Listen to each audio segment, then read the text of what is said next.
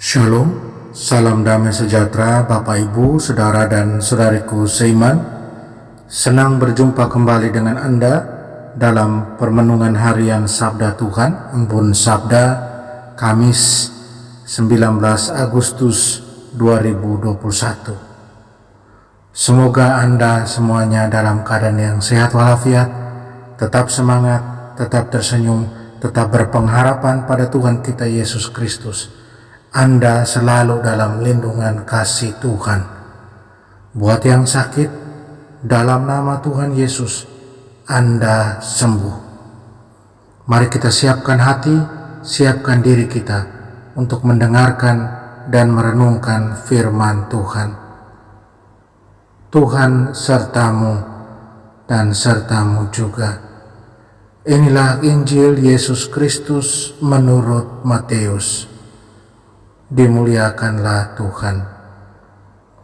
Pada suatu ketika, Yesus berbicara kepada para imam kepala dan pemuka rakyat dengan memakai perumpamaan.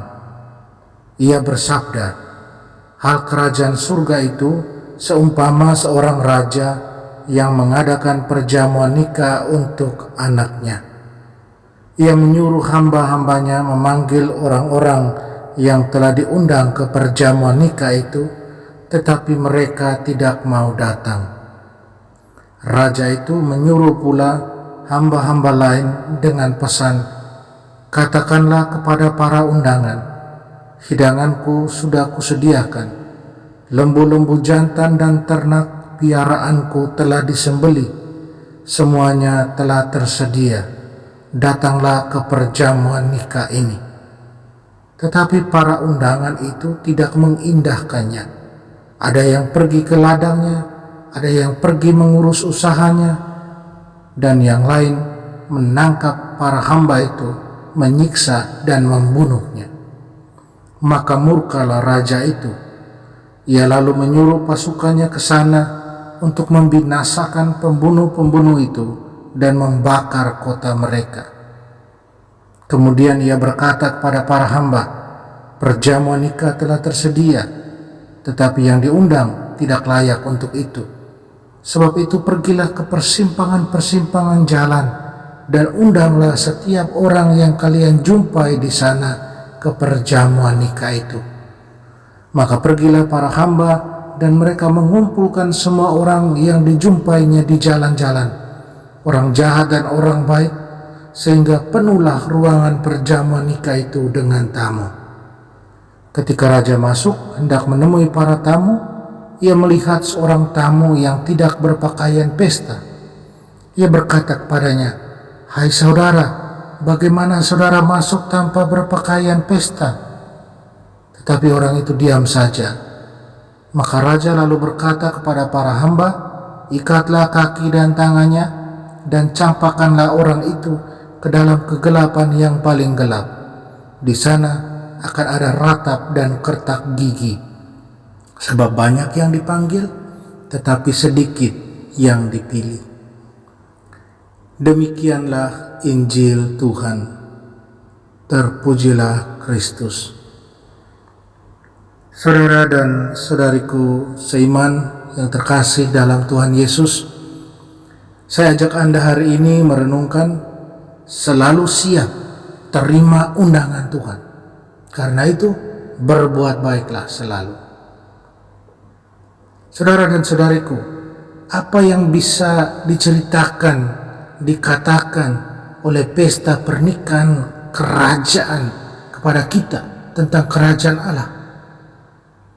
Salah satu gambaran yang paling indah yang digunakan dalam kitab suci untuk menggambarkan seperti apa surga itu adalah perayaan pernikahan, pesta kerajaan yang diberikan oleh raja untuk putra dan pengantin barunya. Apapun pesta besar yang dapat kita bayangkan di bumi, surga adalah hari raya atau pesta dari semua pesta, karena Tuhan atas langit dan bumi mengundang kita ke perjamuan yang paling penting dari semuanya. Bukan hanya sebagai penonton atau tamu, tapi kita ingat kita diundang Tuhan sebagai anggota tubuh Kristus sendiri mempelainya. Kita adalah gereja. Dalam buku terakhir, dalam Alkitab, diakhiri dengan undangan ke pesta pernikahan anak domba. Tuhan Yesus yang mempersembahkan nyawanya sebagai kurban pendamaian bagi dosa-dosa kita, dan yang sekarang memerintah sebagai Raja di atas segala raja, Tuhan di atas segala Tuhan.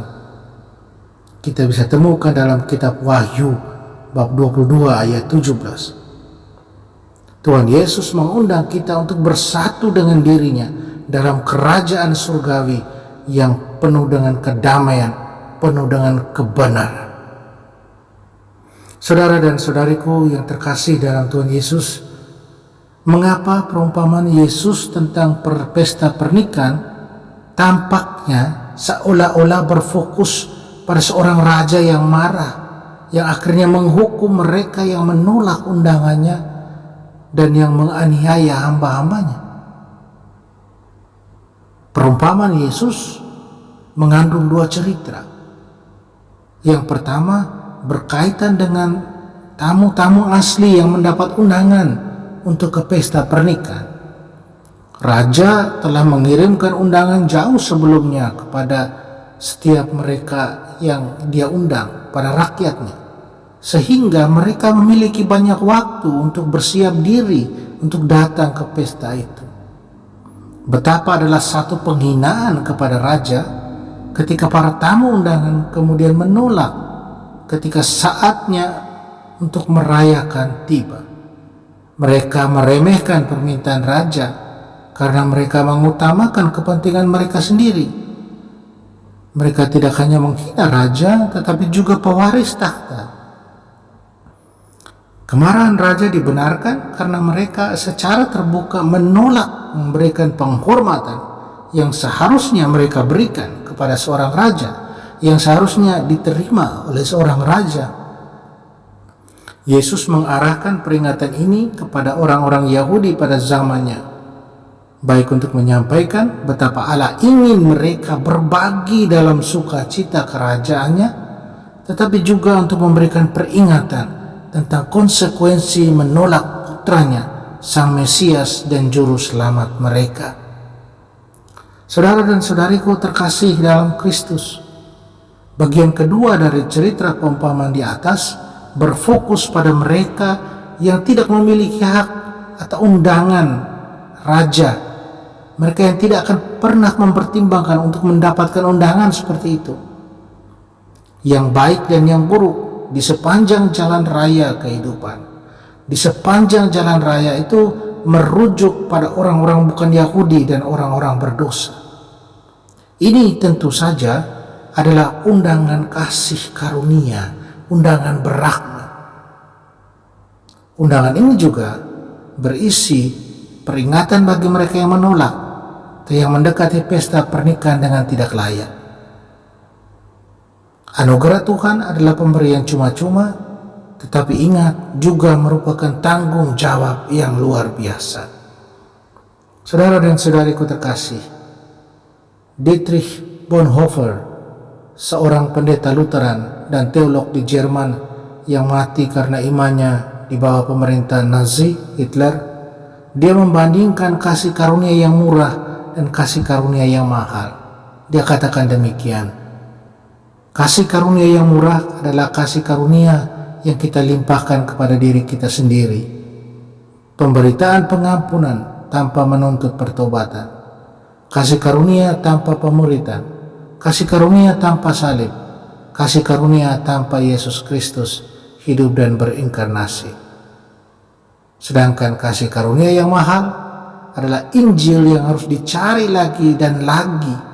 Hadiah yang harus diminta, pintu yang harus diketuk manusia. Anugerah seperti ini mahal karena memanggil kita untuk mengikut Yesus Kristus. Itu mahal karena mengorbankan nyawa seseorang. Dan anugerah karena itu memberi manusia satu-satunya kehidupan sejati. Saudara dan saudariku, Tuhan mengundang kita masing-masing sebagai sahabatnya ke perjamuan surgawinya, agar kita dapat merayakan bersamanya dan berbagi dalam sukacitanya. Apakah Anda dan saya selalu siap sedia untuk berpesta di meja perjamuan Tuhan? Kalau kita siap, mari kita siapkan diri terus dengan terus berbuat baik, sehingga ketika undangan itu tiba, kita akan ke sana dengan pakaian pesta. Amin. Mari kita mohon kekuatan dari Tuhan, kita berdoa. Tuhan Yesus, semoga kami selalu menyadari adanya sukacita hidup di hadirat-Mu, dan dengan kesadaran itu kami bertumbuh dalam pengharapan untuk dapat melihat-Mu berhadap-hadapan di kerajaan-Mu yang kekal. Bantulah dan tolonglah kami untuk selalu menyediakan diri untuk bersantap dalam kerajaan-Mu, dengan selalu berbuat baik, dengan selalu mencintai semua orang tanpa pandang siapa dia. Tolonglah kami, bantu kami. Amin.